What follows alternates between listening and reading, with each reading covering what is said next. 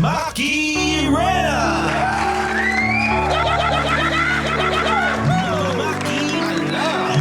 Maki Alam! Agoy! Agoy! Agoy! Maki Rena! 91.5 Win Radio. Halo, halo. Halo kay Ube, mga marikoy-parikoy, mga kapitbahay kong pakialamero at pakialamera. Dito na naman ang inyong kumaring dakilang pakialamera, kumaring Maki Rena. Live na live nationwide, worldwide, and uniwide at your service para pakialaman na naman ang buhay ng may buhay. Willing na willing makialam, dito pa rin sa Maki Alam. Maki Alam! Eto na ang problema ng ating kapitbahay na may pinagdaraanan sa buhay. Atin ang dadamayan at papakialaman. Kinukuyog na po sa comment section. Kung gusto nyo makialam ha, makialam kayo dyan sa ating comment section, sa ating Facebook page, 91.5 Win Radio Manila Facebook page. Meron tayo nakapost dyan kung sino ang ating papakialaman ngayon na istorya. Marie Chris, oo, si Marie Chris ang ating papakialaman ngayon. Kaya makialam lang kayo dyan sa ating comment section. Habang babasahin ko na ang ating istorya ngayon. Maki Alam! Tayo na't pakinggan at makialam sa pinagdaraanan at problema ni Marie Chris ng Bulacan.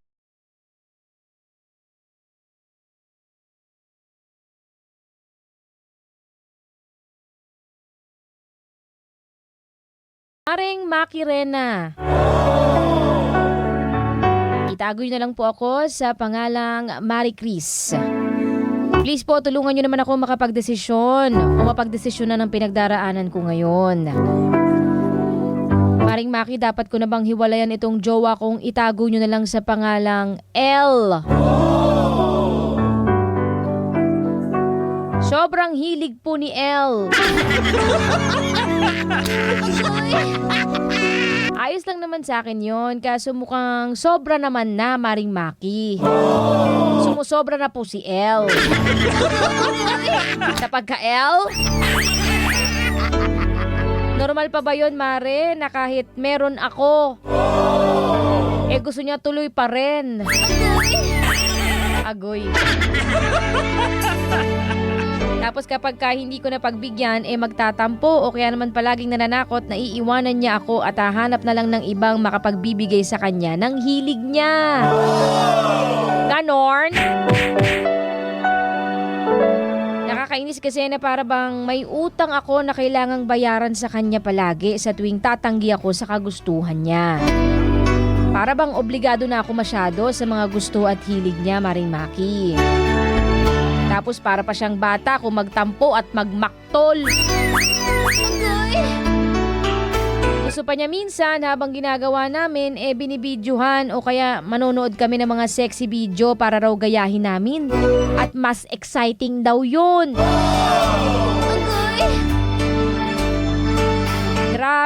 Grabe po ang trip ng jowa ko, Mare. Hindi ko alam kung makakatagal pa ako dito kasi wala nang respeto sa akin. Pakiramdam ko, laruan na lang ang turing niya sa akin at hindi na partner. Nababastusan na rin kasi ako talaga sa kanya, Maring Maki. Ano bang gagawin ko? Makialam ka naman, Maring Maki, sa problema kong ito. Marie Chris ng Bulacan. Maki Alam! Maki Alam! Makialam na kayo mga kapitbahay dyan sa ating comment section ha. 91.5 Win Radio Manila Facebook page. Makialam kayo sa ating comment section. Kuyugin natin si L. Bula bibig ko kay L ha. Ayan ang pinagdaraanan ni Marie Chris ng Bulacan. Ano bang maidadamay natin dito? Maki Alam! Ang masasabi ko lang, Marie Chris, sana all. Hoy! Sana all may ganyang problema. Charinggola. Charinggola lang, Mare. Hindi, valid naman ang reason mo kasi di Diba? Kagaya nga ng sinabi mo kanina, meron ka, gusto, go pa rin, chorva pa rin.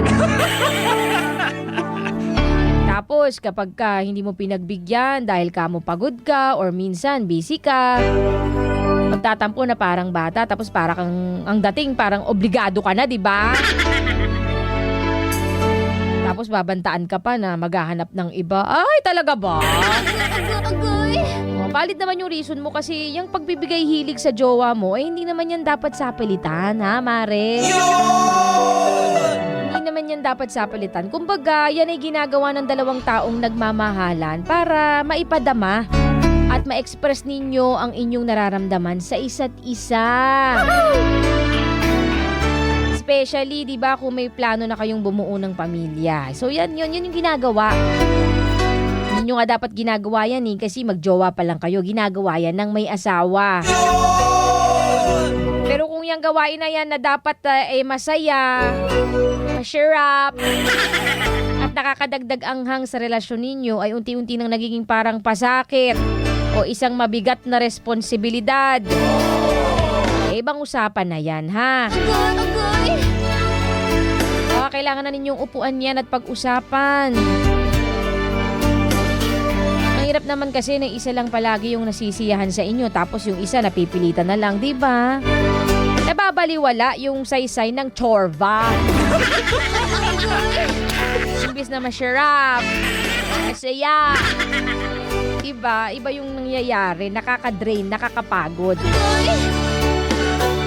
O, tingin ko naman, Marie Chris, bago ka magdesisyon na hiwalayan siya, ikausapin mo muna siya, ha? Siyempre, jowa mo yan eh. Mag-usap muna kayo, maging open ka about sa nararamdaman mo. Hindi ka na kamo komportable sa mga nangyayari.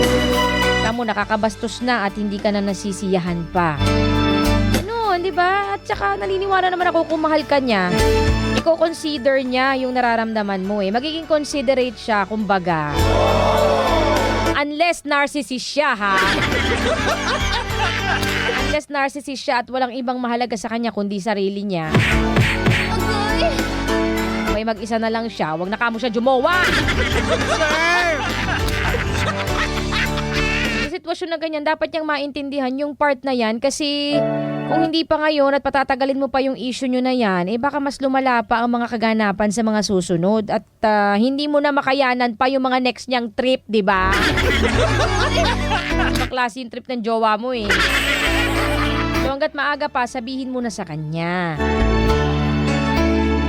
Maganda kasi rin yun eh, di ba? Kasi at least open ka at may chance siya to reflect on himself. Para malaman niya rin yung mga pinagkagagawa niya.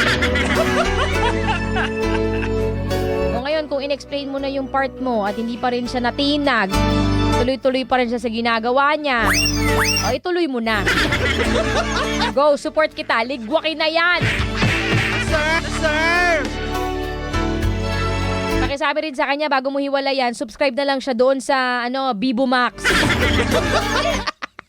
Bibo Max. O, para magkaroon ng katuparan yung mga pantasya niya, nakakaloka siya. Baka mamaya nga may something na siya eh, 'di ba? Oo, may ganyang mental health condition, Mare. Kaya mas mainam na malaman niya yan hanggat maaga pa. Kamo, may mga sintomas na siya. Okay, ayun lang, Mare, ha? Ayun lang maidadamay ko sa'yo. Tandaan mo, Maring Marie Chris, makinig kang mabuti sa akin. Tandaan mo, we deserve a love that is soft and gentle. Parang tissue paper, ganyan. Ito lang isipin mo flower ka. O, isa kang bulaklak sa hardin. Soft, ganyan. Nilalapitan ng mga bubuyog. Tapos siya, imbes na maging bubuyog, naging bangaw siya. Ganun ang level, Mare, ha? Kaya isipin mo ang sarili mo. Kawawa ka naman, malalaspag ka lang dyan. Ha? Huwag mo sayangin ang oras mo at yung precious pearl mo. Saan sa lalaking hindi marunong umintindi.